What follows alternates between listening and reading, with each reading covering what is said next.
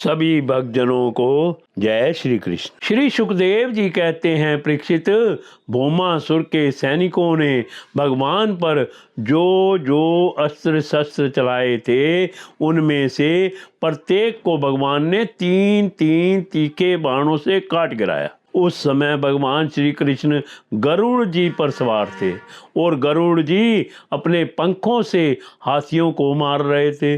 उनकी चोंच, पंख और पंजों की मार से हाथियों को बड़ी पीड़ा हुई और वे सब के सब आर्त होकर युद्ध भूमि से भागकर नगर में घुस गए। अब वहां अकेला भौमासुरी लड़ता रहा। जब उसने देखा कि गरुड़ जी की मार से पीड़ित होकर मेरी सेना भाग रही है, तब उसने उन पर वह शक्ति चलाई जिसने वज्र को भी विफल कर दिया था, परंतु उसकी चोट से पक्षी राज गरुड़ तनिक भी विचलित ना हुए, मानो किसी ने मतवाले गजराज पर फूलों की माला से प्रहार किया हो। अब भौमासुर ने देखा कि मेरी एक भी चाल नहीं चलती, सारे उद्योग विफल होते जा रहे हैं। तब उसने श्री कृष्ण को मार डालने के लिए एक त्रिशूल उठाया, परंतु उसे अभी वह छोड़ भी ना पाया था कि भगवान श्री कृष्ण ने छुरे के समान तीखी धार वाले चक्र से हाथी पर बैठे हुए भौमासुर का सिर काट डाला।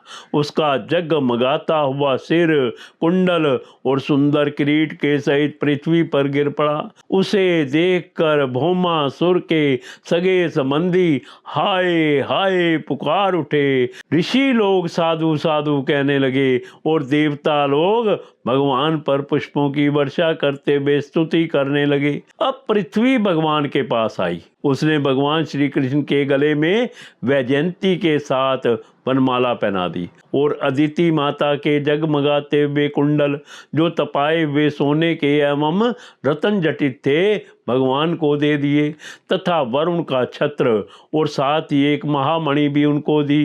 राजन, इसके बाद पृथ्वी देवी बड़े बड़े देवताओं के द्वारा पूजित विश्वेश्वर भगवान श्री कृष्ण को प्रणाम करके हाथ जोड़कर भक्ति भाव भरे हृदय से उनकी स्तुति करने लगी। पृथ्वी देवी ने कहा, शंख चक्र गदाधारी देव देवेश्वर, मैं आपको नमस्कार करती हूँ। परमात्मन, आप अपने भक्तों की इच्छा पूर्ण करने के लिए उसी के अनुसार रूप प्रकट किया करते हैं, आपको मैं नमस्कार करती हूँ। प्रभो, आपकी नाभि से कमल प्रकट हुआ है, आप कमल की माला पहनते हैं, आपके नेत्र कमल से खिले हुए और शांतिदायक हैं, आपके चरण कमल के समान सुकुमार और भक्तों के हृदय को शीतल करने वाले हैं, आपको मैं बार बार नमस्कार करती हूँ।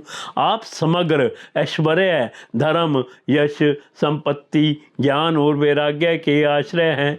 आप सर्वव्यापक होने पर भी स्वयं वसुदेव नंदन के रूप में प्रकट हैं, मैं आपको नमस्कार करती हूँ। आप ही पुरुष हैं और समस्त कारणों के भी परम कारण हैं। आप स्वयं पूर्ण ज्ञान स्वरूप हैं, मैं आपको नमस्कार करती हूँ। आप स्वयं तो हैं जन्म रहित, परंतु इस जगत के जन्मदाता आप ही हैं।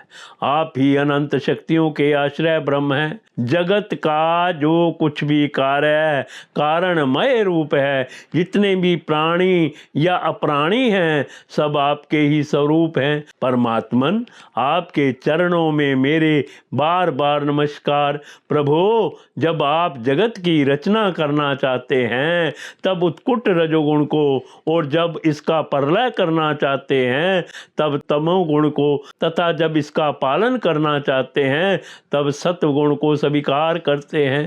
परंतु यह सब करने पर भी आप इन गुणों से थकते नहीं, लिप्त नहीं होते। जगत पते, आप स्वयं ही प्रकृति, पुरुष और दोनों के संयोग वियोग के हेतु काल हैं तथा उन तीनों से परे भी हैं। भगवन, मैं पृथ्वी, जल, अग्नि, वायु, आकाश, पंच तन मात्राएं, मन, इंद्रिय और इनके अधिष्ठात्र देवता, अहंकार और महत्व कहाँ तक कहूँ। यह संपूर्ण चराचर जगत आपके अद्वितीय स्वरूप में ब्रह्म के कारण ही पृथक प्रतीत हो रहा है। शरणागत भय भंजन प्रभो, मेरे पुत्र भौमासुर का यह पुत्र भगदत्त अत्यंत भयभीत हो रहा है। मैं इसे आपके चरण कमलों की शरण में ले आई हूँ।